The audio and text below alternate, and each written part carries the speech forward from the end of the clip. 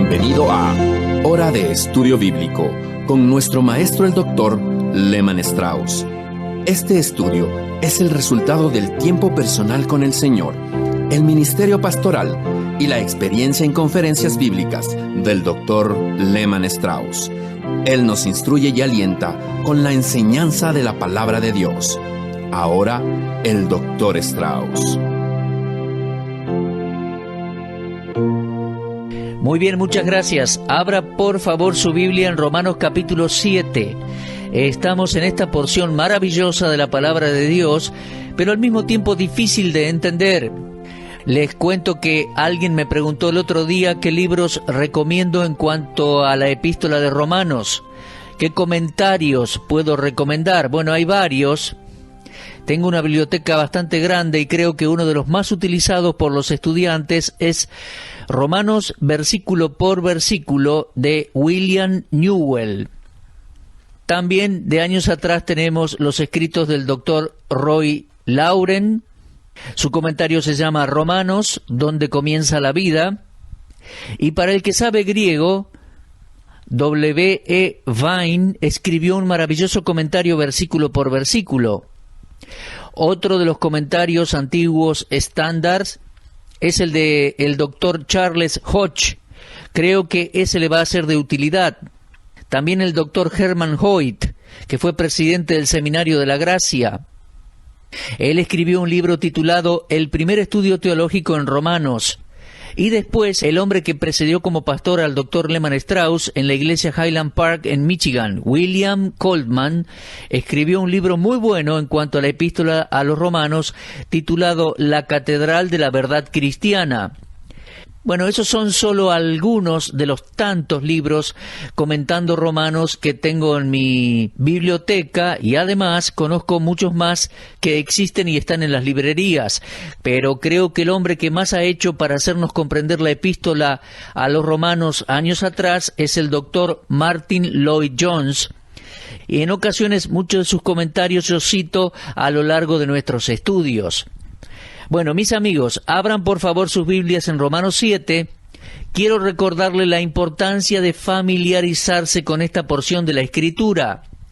Es bueno leer libros, es bueno leer comentarios que nos ayuden a comprender la Biblia, pero el primer gran paso para comprender el significado de una porción de la Escritura es saber lo que dice. Así que siga leyendo Romanos 7 y pidiendo que el Espíritu Santo nos ilumine.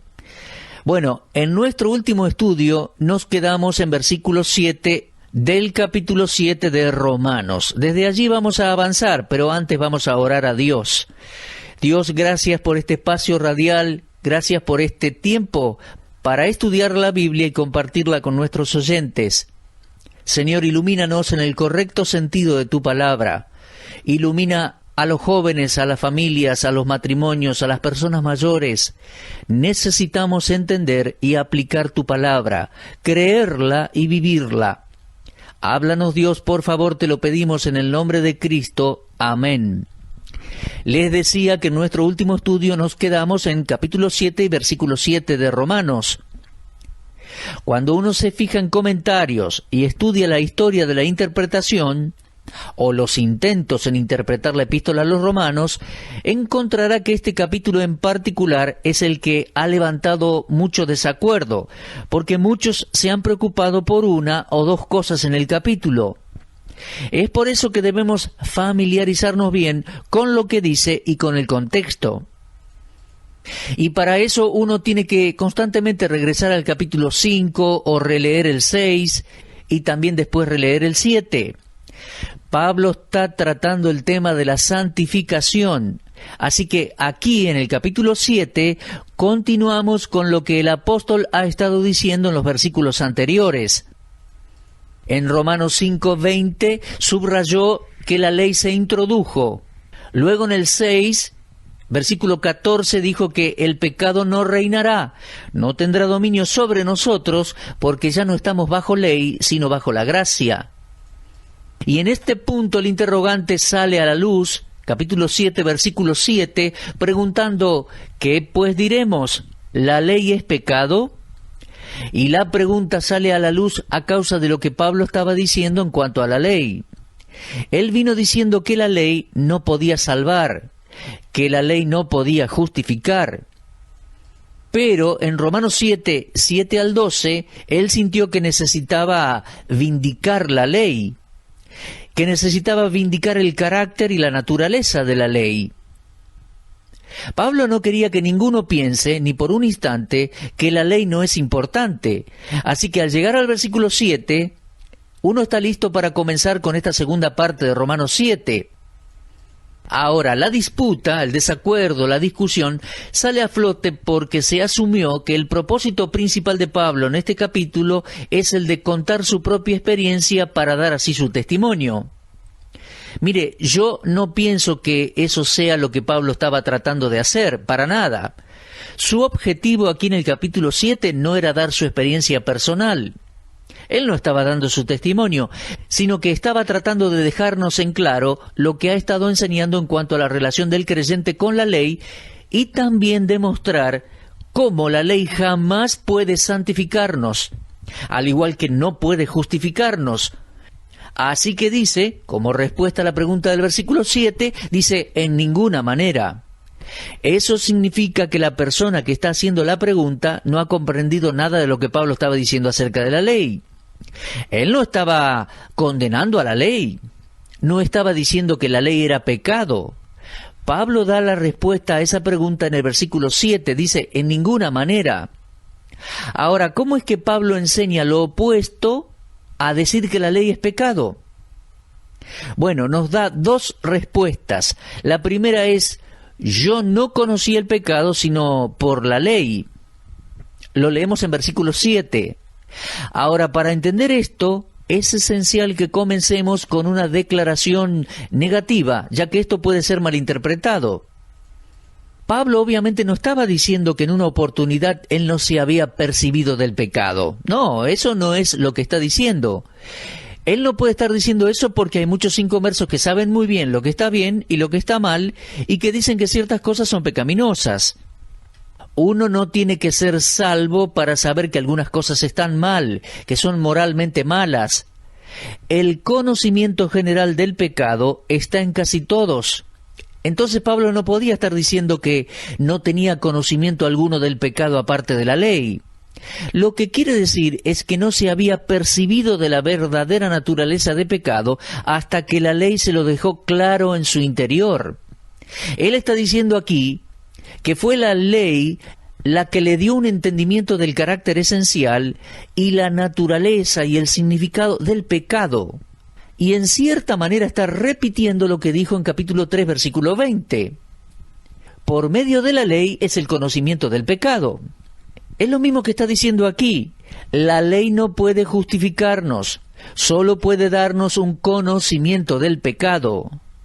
Es la ley la que nos da el entendimiento. Y luego hace una segunda declaración. Esta ilustra la primera. Él dice, porque yo no conocí el pecado, sino por la ley, porque tampoco conocería la codicia si la ley no me dijera, no codiciarás. Y esta es una declaración muy importante. Fíjese luego en el versículo 8, dice, mas el pecado, tomando ocasión por el mandamiento, produjo en mí toda codicia, porque sin la ley el pecado está muerto. Amigos, codiciar significa tener un fuerte deseo por algo. Saben, el Señor Jesucristo usó la palabra en Lucas 22:15 cuando dijo, «¿Cuánto he deseado comer con vosotros esta Pascua antes que padezca?» Y esa palabra en griego, ese fuerte deseo, es la misma palabra que en Romanos 7. Pasa que la palabra en sí es neutral, todo depende del contexto, si es un buen deseo o si es una codicia. Codicia sería por algo prohibido o que está mal. En cuanto al significado de la ley, Pablo se está refiriendo a los 10 mandamientos, los cuales encontramos en el libro de Éxodo y en el libro de Deuteronomio. En Éxodo 20 leemos, «No codiciarás la casa de tu prójimo, no codiciarás la mujer de tu prójimo, ni su siervo, ni su criada, ni su buey, ni su asno, ni cosa alguna de tu prójimo. En el libro de Lehmann Strauss, en inglés, sobre los 10 mandamientos, hay un capítulo entero acerca de ese 10º mandamiento: no codiciarás. En otras palabras, no debemos desear cosas que no nos pertenecen, que otros poseen. Y él está diciendo aquí: yo no hubiera sabido que la codicia era pecado en sí, si la ley no me lo hubiera dicho. Esa era una realidad del apóstol antes de su conversión, y era una realidad en la vida de todos los fariseos. Los fariseos veían al pecado como algo exclusivamente externo. Mientras una persona no actuara de manera maliciosa, no era culpable de pecado. Y, según ellos, los malos deseos no eran pecado. Solo pasaban a ser pecado cuando uno los llevaba a cabo, cuando uno ejecutaba esos malos deseos. Pero el deseo en sí, según los fariseos, no era pecado.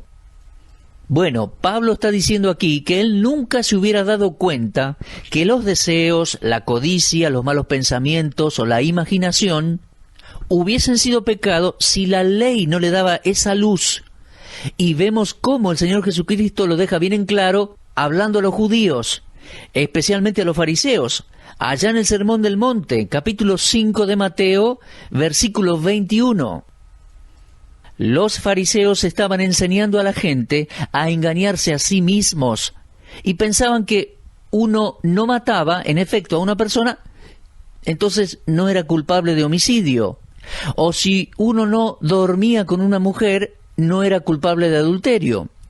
Pero el Señor profundizó la ley y les dijo: yo os digo, cualquiera que mira a una mujer para codiciarla, ya adulteró con ella en su corazón. ¿Se da cuenta? La ley dejó bien en claro la pecaminosidad del pecado.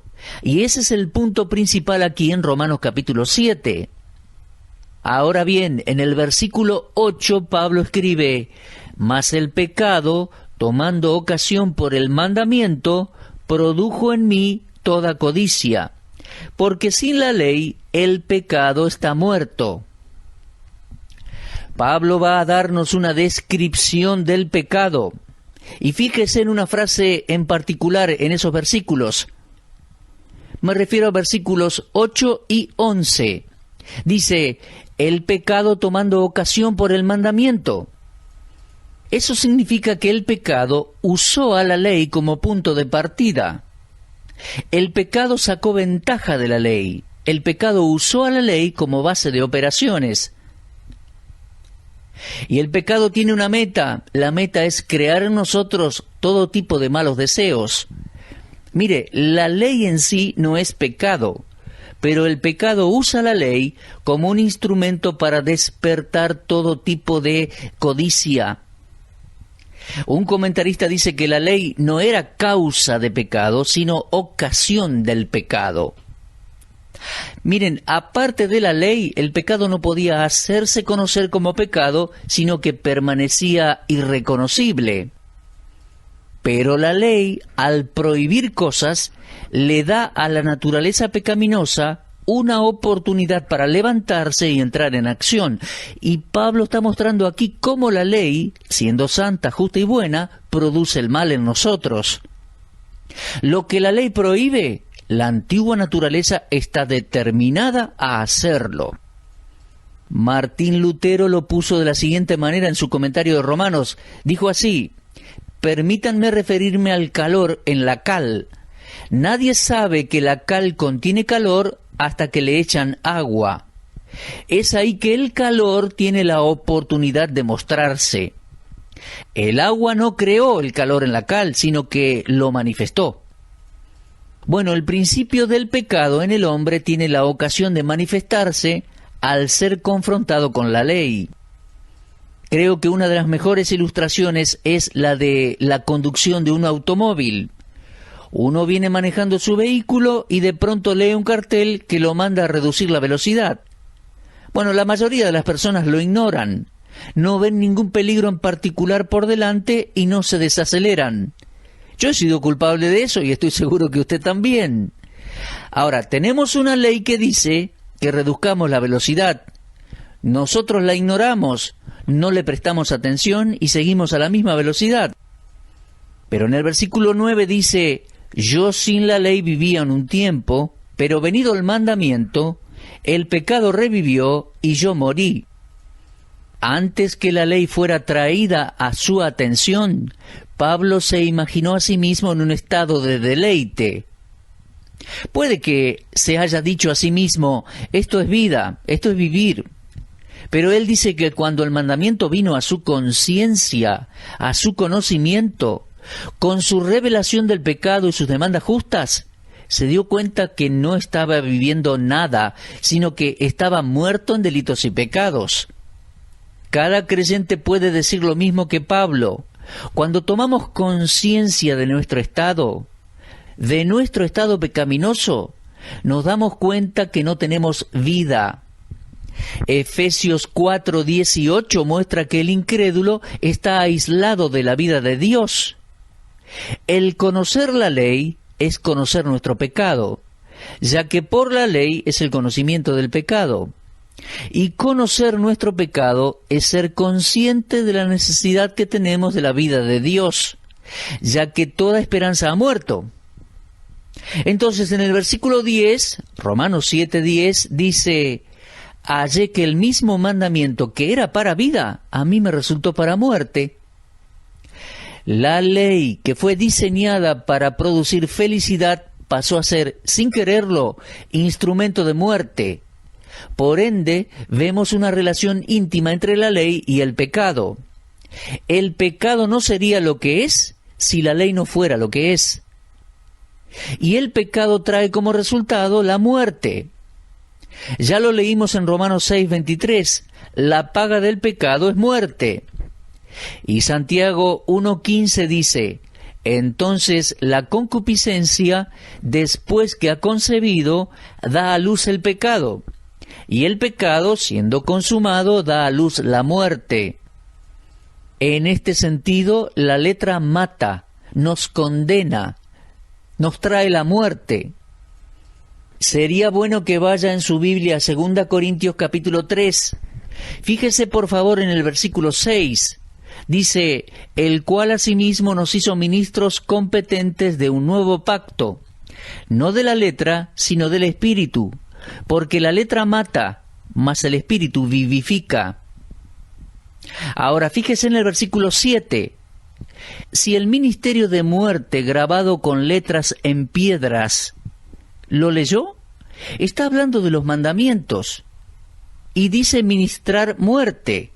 2 Corintios 3:9, leemos también allí: porque si el ministerio de condenación fue con gloria, y se está refiriendo a la ley. Entonces, la ley es la ocasión de muerte al hombre, de condenación. Pero no que la ley sea algo malo, puesto que ya leímos en Romanos 7:12 que la ley es santa, justa y buena. Pero Pablo dice que el pecado, tomando ocasión, encontrando la oportunidad por el mandamiento, dice: me engañó y me mató. Ahora bien, volvamos a Romanos 7, y en versículo 13 encontramos otra pregunta. Dice Pablo: ¿luego lo que es bueno vino a ser muerte para mí? En ninguna manera, sino que el pecado, para mostrarse pecado, produjo en mí la muerte por medio de lo que es bueno, a fin de que por el mandamiento el pecado llegase a ser sobremanera pecaminoso. ¿Era posible que la ley, siendo santa, guiara al hombre a la muerte? No, no era posible. No fue la ley la que hizo eso. Lo que sucedió es que el pecado, al tocar la ley, quedó expuesto como pecado, y eso significó la muerte para mí. El contacto con la ley mostró la naturaleza del pecado. La ley es santa porque revela la pecaminosidad del pecado. Si la ley nos enseña algo, es cuán putrefacta es la naturaleza pecaminosa en nosotros. Nos enseña que no hay esperanza para nosotros en el esfuerzo propio. Nos enseña que ninguna persona puede guardar la ley de Dios. Por lo cual, si queremos crecer en santidad, debemos dejar de lado todo esfuerzo propio y acudir al Señor Jesucristo. Cualquier santificación que se mida por un juego de reglas es ilegítima.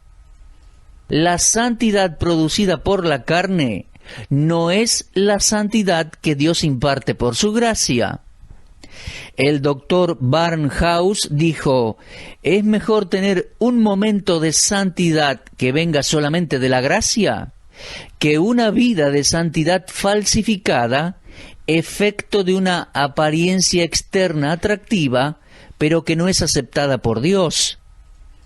Oh, mis amigos, dejemos de pretender exteriormente lo que sabemos que no es real en nuestra experiencia interior.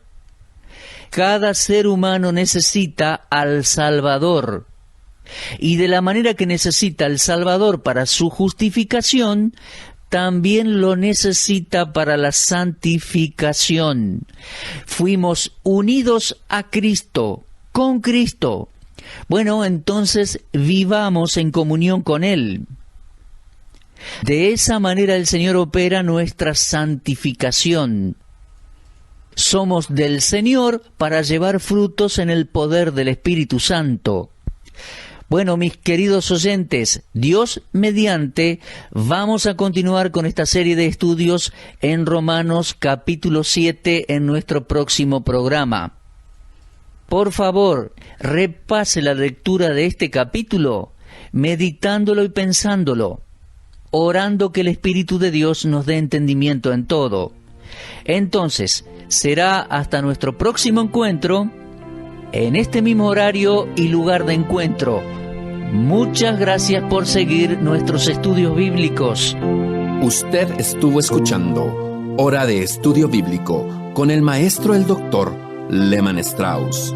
Si desea escuchar una vez más este mensaje, visite nuestra página en la internet www.bbnradio.org. Le dejamos la invitación para que el día de mañana nos acompañe aquí, en este mismo horario y punto del dial. Hora de Estudio Bíblico es una producción de BBN.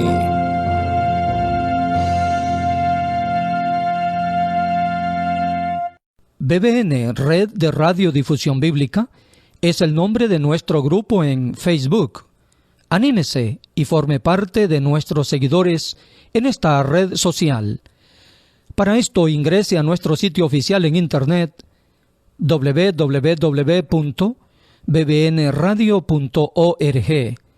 Allí aparece la herramienta BBN en Facebook para convertirse en un seguidor de este ministerio. Gracias.